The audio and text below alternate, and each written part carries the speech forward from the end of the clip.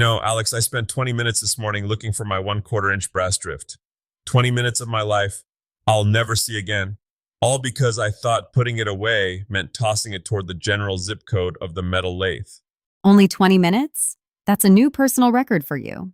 Usually, it's a 2-hour archaeological dig through those coffee cans you keep under the bench. Hey, those cans are a curated ecosystem of hardware from 1994. But seriously, it hit me while I was digging through a box of rusty washers. My shop isn't messy because I'm lazy. It's messy because I haven't respected the way I actually move when I'm working. We talk about wood grain and weld penetration all day, but the real soul of a craft is how fast you can grab the thing you need without breaking your stride. It's the where is the thing tax. And you've been paying a high interest rate lately. But it's a real problem for everyone. Whether you've got a massive industrial space or a corner of the garage, if you can't find the 10 millimeter socket, and let's be honest, nobody can ever find the 10 millimeter socket, the creativity just evaporates. Exactly, it's a momentum killer. If I'm in the middle of fitting a tenon and I have to stop, move a stack of plywood, and dig through a dark cabinet for a shoulder plane, I've lost the feel for the wood. So today, I want to tear down the walls on tool storage. Not just buy a box, but how to build a nervous system for your shop that actually works with you. A nervous system. You're getting poetic about pegboards again. But all right, let's start with the big philosophical divide. Do we hide the tools away in drawers like a secret treasure, or do we let it all hang out on the walls? I used to be a drawer guy. I thought everything should be tucked away, pristine, protected from the dust. But I realized I was living in a state of constant out of sight, out of mind. I'd buy a new countersink bit because I forgot I already had 3 of them buried at the bottom of a steel chest. These days, I'm a massive fan of open storage. I can see the appeal. It's like a visual menu. But doesn't everything get covered in a thick layer of shop glitter, also known as sawdust? It does. That's the trade-off. But I found that if I can see my chisels, I use my chisels. If they're hidden in a felt-lined box inside a drawer, I'm more likely to try and use a screwdriver for something it wasn't meant for. Jim Peterbaugh over at Fine Woodworking talks about this, making tools visible to improve efficiency. It's about grouping things by activity zones. Activity zones. Okay, break that down for me. You mean like a drilling station or a sanding corner? Just like that. In my shop, my lathe tools aren't across the room by the table saw. They're on a rack right behind the lathe. I can reach back without even taking my eyes off the spindle. It's about reducing the steps per task. If you're building a project, you should be dancing, not hiking. I've seen you dance, Tiger. It's more of a rhythmic stumble, but I get it. It's about the proximity. What about the small stuff, though? The nuts, bolts, and those tiny little set screws that like to vanish into the 4th dimension. Those are the soul crushers. For the small bits, you need a universal organizer. I'm talking about those tough polypropylene bins with adjustable compartments. If you can't see through the lid, you're already losing. I once spent an entire Saturday morning opening every single opaque plastic box I owned just to find a specific size of cotter pin. I ended up finding them in the pocket of my shop apron after I'd already driven to the hardware store. See, that's exactly what I'm talking about. You spend the money on the professional organizer, but then you're too disorganized to use it. But what about the folks who don't have a permanent den? The people working out of a truck or a shared space? That's where the mobile strike force comes in. That's your rolling cabinets and tool trolleys. If you've got a shop where you're constantly shifting between woodworking and working on the car, everything needs to have wheels. A good tool trolley with swivel casters is like a loyal assistant. It follows you to the work. I've seen some of those high-end rolling chests that cost more than my first car. Are they worth it? Or is a $50 plastic box just as good? You get what you pay for in terms of drawer slides. There is nothing, and I mean nothing, more aggravating than a fully loaded tool drawer that sticks halfway open. You're there, tugging on the handle, the whole cabinet is tipping toward you. It's a recipe for a trip to the emergency room. Go for the ball-bearing slides. They should feel like butter, even when they're holding 50 pounds of wrenches. Okay, let's talk about the holy grail of the internet shop, the French cleat.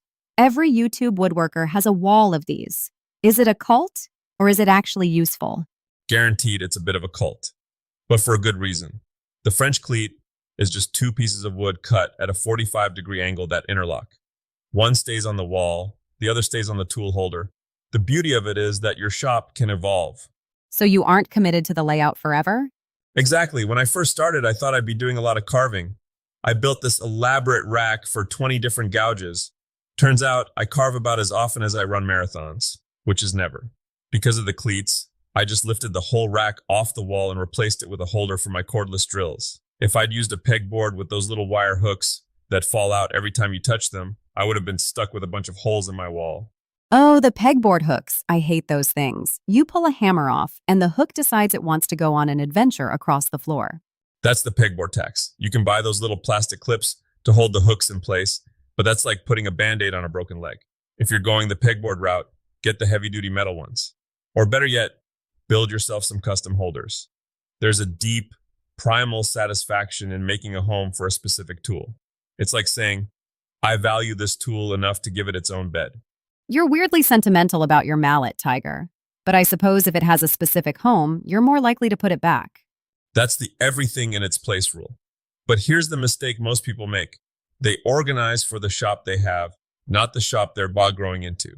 You need to leave expansion joints in your storage. Expansion joints, like in a bridge? Same concept. If you build a tool rack that fits exactly 6 wrenches, I guarantee you'll buy a 7th wrench next week. Then that 7th wrench sits on the bench because it doesn't fit the system. Then the 8th wrench joins it. Before you know it, your bench is gone again.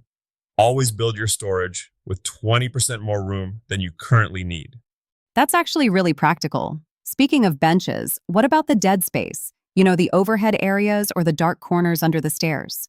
That's prime real estate. Overhead cabinets are perfect for the stuff you only use twice a year. Your seasonal jigs, your holiday-themed router bits, or that specialized puller you bought for one specific car repair. But don't put your heavy stuff up there. Let me guess. A story is coming. I once stored a gallon of wood glue on a high shelf right above my main assembly table. The shelf bracket, which I'd quickly installed with drywall screws, decided to give up the ghost in the middle of a July heat wave. I came out the next morning to find what looked like a crime scene involving a giant marshmallow. It took me 3 days to scrape that bench clean. I would have just moved houses. That's it. New shop. It was tempting, but it taught me a lesson. Convenience is the enemy of stability. If you're putting something high up, bolt it to a stud. Don't trust a plastic wall anchor to hold your heavy power tools. Now, what about the job site boxes? The big, heavy steel ones you see in the back of trucks. Is there a place for those in a home shop? If you got expensive tools and you aren't the only one with a key to the shop, absolutely.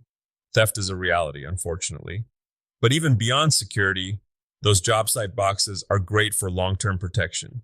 If you live in a humid area, like my shop in the middle of a swamp, those gasket-sealed lids are the only thing keeping your cast iron from turning into a pile of rust flakes overnight. Rust is the silent killer. I remember you had that vintage table saw that looked like it had been salvaged from the Titanic. It wasn't vintage, it was just neglected. I've learned my lesson. Now every drawer has a silica gel packet, and every tool has a coat of wax. But that brings up another point. Maintainability. Your storage system should make it easier to maintain your tools, not harder. If I have to pull 5 boxes out of a cabinet just to get to the oil for my sharpening stones, I'm not going to sharpen my tools as often. And a dull tool is a dangerous tool. This all feels like it's leading back to one thing: intentionality. It's not about buying the right bins. It's about looking at your hands while you work and seeing where they want to go. Spot on. My current setup is what I call the cockpit method. When I'm standing at my workbench, the tools I use 90% of the time are within a 3-foot radius.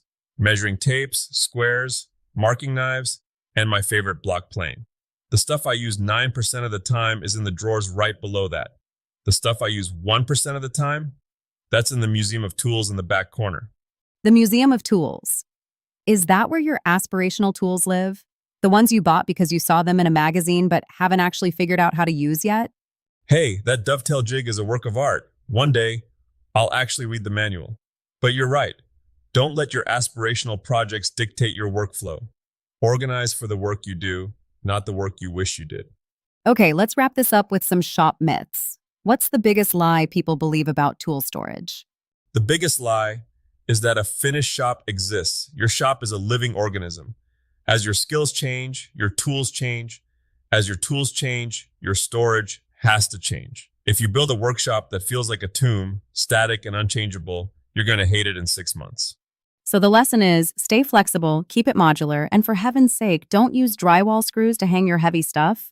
Exactly. And maybe, just maybe, label your bins, I know it feels like admitting defeat, but knowing exactly which drawer holds the 1/4 inch screws will save you more time than any fancy power tool ever will. Look at that. Found it. And only by talking about it for 20 minutes. I told you, the shop provides eventually. At the end of the day, a well-organized shop is a sign of respect. Respect for your tools, respect for the material, and mostly respect for your own time. When you stop fighting your environment, that's when the real craft starts. Well said, Tiger. Now, can we go find that 10 millimeter socket? I'm pretty sure it's in your coffee cup. Knowing my luck, it probably is.